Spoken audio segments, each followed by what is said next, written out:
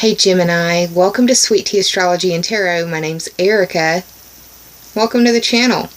This is your December 2016 video scope. I'm going to do some astrology, pull some tarot cards and some oracle cards, and hopefully give you an idea as to what to expect for this last month of 2016. I can't believe that it's already the end of the year. So, Gemini, why don't you sit a spell so we can talk about the stars? On the 2nd or the 3rd of December, depending on where you live on the planet, Mercury will be moving into Capricorn. This is your 8th house. That house is the house of life, death, and rebirth. It's the house of your instincts. That can be primal, basic, or human instinct. It also covers your sexuality. It speaks to regeneration, transformation, metamorphosis, and also other people's money.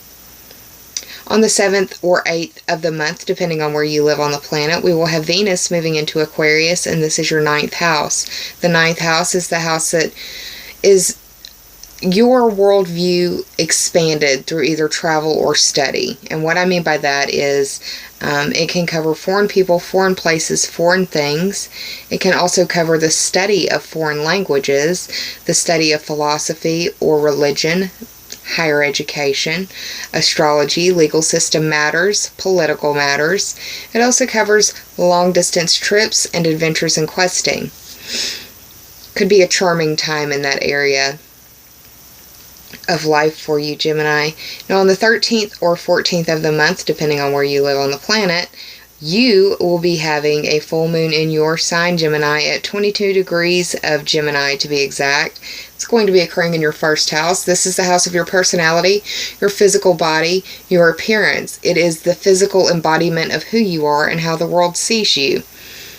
Now, on the 19th or 20th of the month, depending on where you live on the planet, we have a couple of things occurring. The first is Mercury will be going retrograde in Capricorn, which is your 8th house, and it will be going station direct on the 7th or 8th of January 2017, just depending on where you live.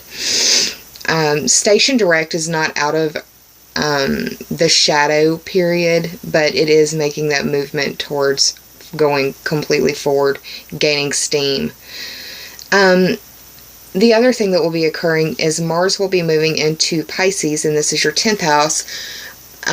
This is the house of your career, your destiny. It's dealing with authorities, authority figures, and authorities in their field or experts. It can also speak to your reputation or your status. Your status is anything that you could change on like Facebook, from it's single to in a relationship to engaged to married to it's complicated to divorced. That entire spectrum and then some. On the 21st or 22nd of the month, depending on where you live on the planet, we're going to have the sun moving into Capricorn in your 8th house. This is a lot of 8th house energy for you this month of December, Gemini. That's the house of other people's money, regeneration, transformation, metamorphosis, life, death, and rebirth, instincts, primal, basic, or human, and sexuality.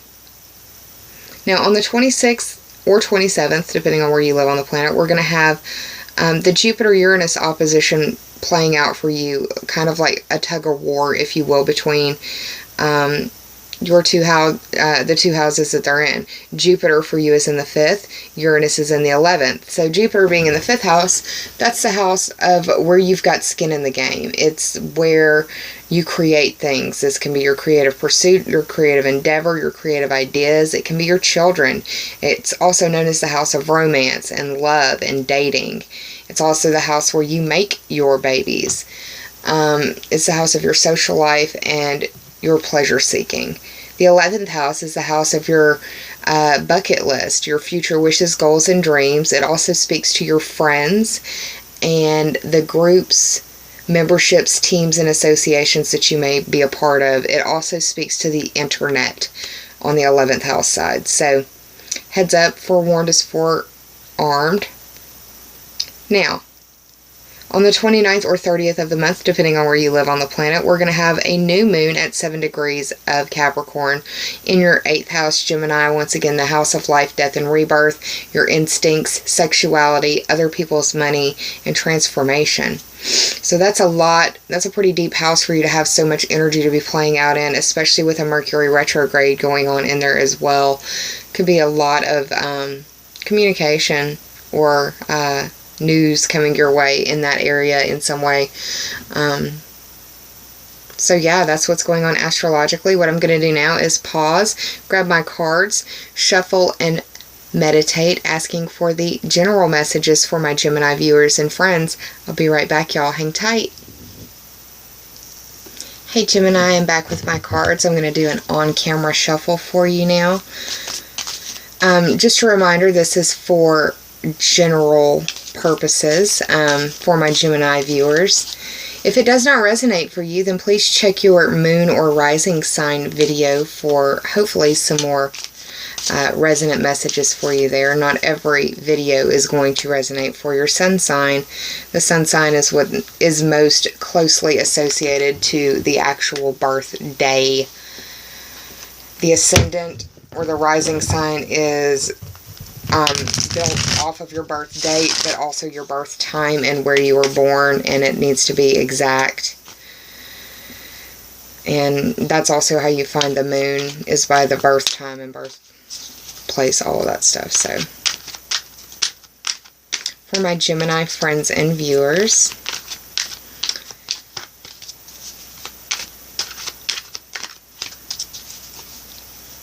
all right, I'm going to cut.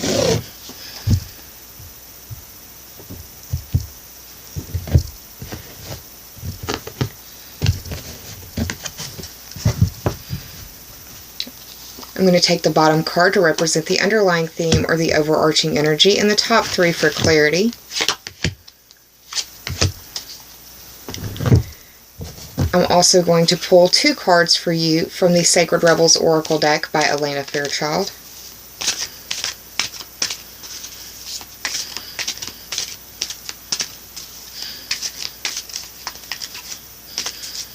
Alright, you have one that has kind of twisted itself out, made itself apparent that it wanted to come out. So what I'm going to do is cut, and I'm going to pull the top card for your 2. Alright, dear Gemini, I'm going to hit the pause button again, flip these cards over, do the math, and I'll be right back with your story. Hang tight, y'all. Hey Gemini, I'm back with your cards, so let's get started. The underlying theme or overarching energy for this spread is the 4 of Wands. The 4 represents to me the 4th house on the astrological wheel, which is ruled by Cancer. It's the house that represents your home and your family. It could also speak to your roots and your foundation. It just really depends. Home is where you live or where you consider home to be. Family is who you share that home with. That can be your parents, mother or father, people you consider to be parents. It can be your spouse or your partner, your fur babies, your children, your housemates, or roommates. Now, the 4 of Wands, this card represents a happy celebration. I would see this as the Hallmark Christmas kind of, I mean, these cards change what I think about them, usually with the seasons as well. But it's like this is the Hallmark Christmas card, movie, whatever. It's the Christmas tree and the big table with the spread of food, and making memories with your closest loved ones and friends is how I see this card. The wands represent fire sign energy, and the fire signs are Aries, Leo, and Sagittarius. This could be involving one of those signs, somebody that has their sun, moon, or rising in one of those placements, or just a lot of that energy. Very representative of that energy. Now the first card in the top three for clarity is the Knight of Wands in reverse. Gemini, I see this as somebody that is close to you that probably isn't feeling well around the holidays, or you're getting news of someone who is very badly ill.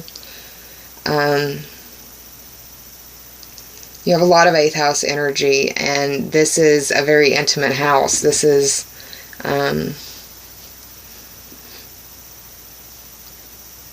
it's the house of other people's money, regeneration, transformation, metamorphosis. It's also the house of sexuality and instincts and life, death, and rebirth. The death and life cycle, if you will. I see this being a fire sign that you care about that's in ill health or bad health, and you're getting not so good news about the situation. This may just be for one Gemini. I actually happen to know someone who the reading that I'm looking at speaks to what's going on in their world and could be a little predictive as well. So, but yes, this is a fire sign, Aries, Leo, Sagittarius, once again. If this doesn't represent an actual person, this is a message or messenger. It could be an argument that messes up the idealistic Christmas you were wanting to have, or something to that effect. If you're in the States or you celebrate Christmas or the family holiday, whatever you ascribe to, it could be somebody just wanting to debate and argue about things that are already past. The second card is the Ten of Cups in reverse, and the Ten of Cups upright is the happy life, happy wife card is what I call it. You can't get much better than a rainbow and 10 cups. The cups represent to me water signs. The water signs are Cancer, Scorpio, and Pisces. But the cups also represent things that fill you up and make you feel whole and sustain you, things that make you feel emotionally sound. It can represent relationships and partnerships. It doesn't have to. It can represent love as well. But this is a disappointment. This is sadness. It's like the world has been, it's like the rug has been pulled from underneath of you. All of your top three for clarity are all three in reverse. The 10 speaks to the 10th house, which is ruled by Capricorn. That could be important. It's the house of destiny. It's the house of dealing with authorities. This can be authorities in their field, an expert, the authorities, or authorities in your world. It could also speak to your reputation, your status, and career. The third card in the top three for clarity is the Five of Cups in reverse. And I see this as like the grief and sadness card.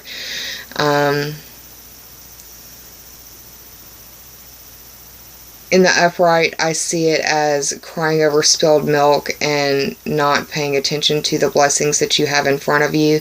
But in the reverse, with these other cards, it's almost like you or someone that you are close to is dealing with something that is so sad, so traumatic, so upsetting that it's messing up the ideal Christmas that everybody was wanting. It's almost like you may be wanting to make as many memories as you can with this individual because you don't know how long they're going to be. You don't know if there will be another Christmas celebration with them. And I'm not trying to be negative. And like I said, this could be just for one Gemini out there. But this is the reading that fell, and I'm going to read it as it lays, if you will.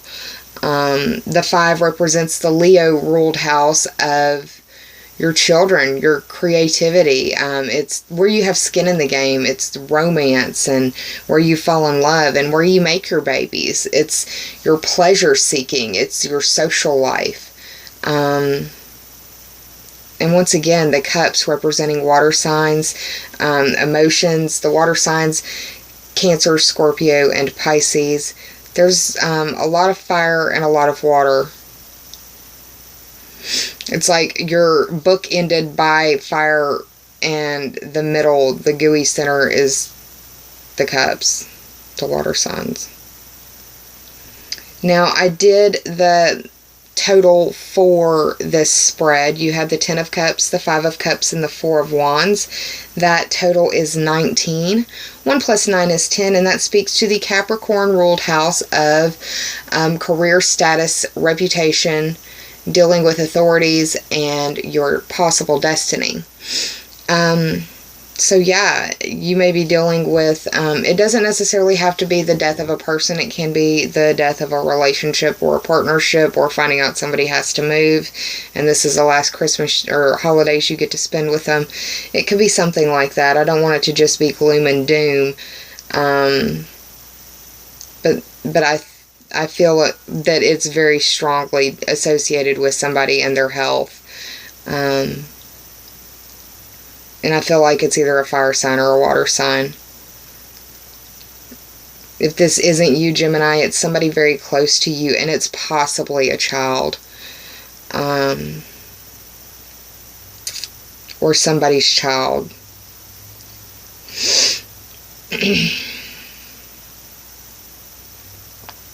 Yeah. Now, I pulled 2 oracle cards for you from the Sacred Rebels Oracle deck by Elena Fairchild. The first that I pulled for you is the number 20 card. It reads, "Softly, softly, the tender touch." It's the 20th card. 2 plus 0 is 2, and that speaks to the Taurus ruled house of your self-esteem, your earning ability, your possessions, and your money. It's the house of mine. It's the house of your values. Anything that you could classify or quantify as yours would probably qualify as a second house item. Now, when I see this card, it makes me feel like you need to embrace and employ gentleness in your world at this time, and that you really don't need to push quite so hard to receive what's already naturally coming to you. You really need to relax and have more faith in yourself and the process, and trust that things are happening in accordance to divine timing and divine planning.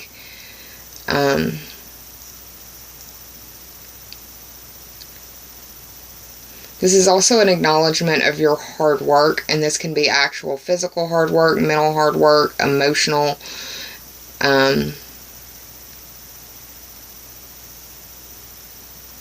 You could be celebrating your own rebirth. If so, congratulations.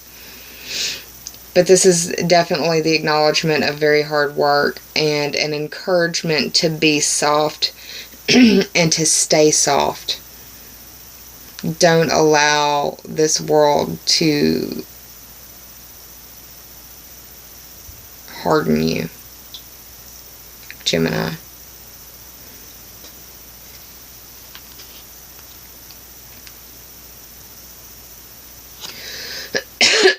I'm sorry, I need a drink.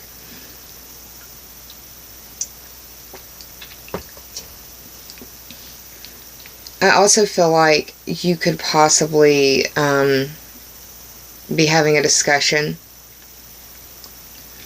that is transformative in some way.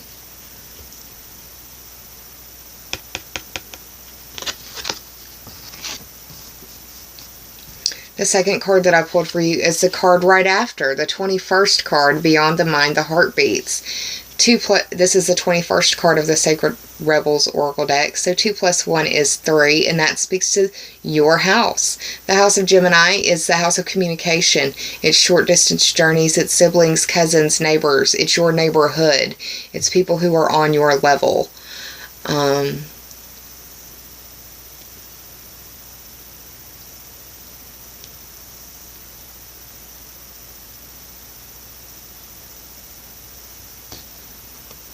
When I see this card, for me it indicates the need to either create or retreat to your sanctuary and meditate in your sacred space to calm your nervous system, to calm you down.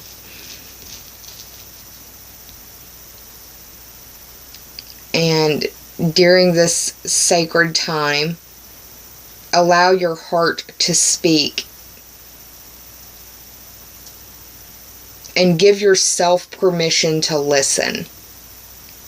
To fully listen. You are seeking a balance between your head and your heart. And you should follow your instincts and your intuition. And once again, understand that all is occurring in accordance with divine timing and divine planning.